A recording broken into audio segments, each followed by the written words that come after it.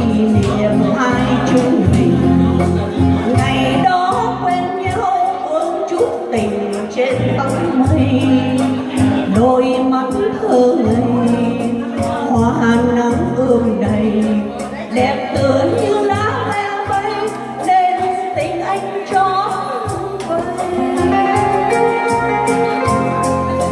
Ngày đó yêu nhau chúng ta thường qua lối này,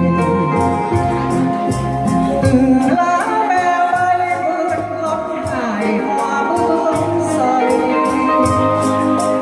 tơ nắng đơm bông trên má em hồng, em tựa như lá me rơi cùng trời xanh ước mơ.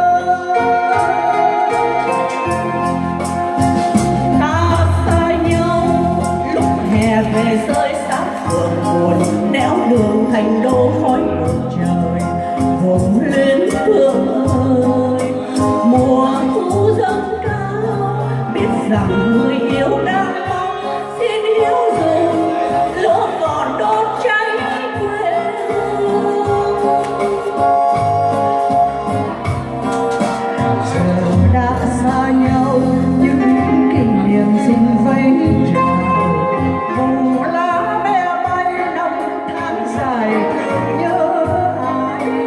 Em có quên đi thương nhớ làm gì, tình mình như lá me rơi lên dòng suối biển khơi.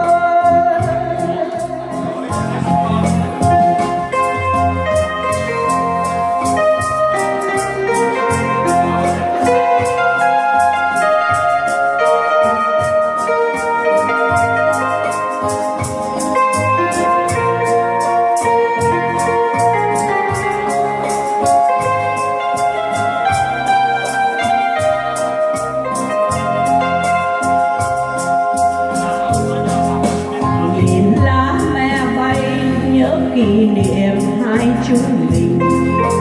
Ngày đó quen nhau ước chút tình trên tóc mây, đôi mắt thơ ngây hoa nắng ươm đầy, đẹp tựa như lá me bay nên tình anh trót vơi. Ngày đó yêu nhau chúng ta thường qua lối này, từng lá me bay vươn góc hải hoa bướm say, tơ nắng đưa bông trên má em hồng, đẹp tựa như lá me rơi cùng trời xanh ước mơ. Ta xa nhau lúc hè về rơi sát phường buồn, néo đường thành đô khói một trời vùng lên phương ơi.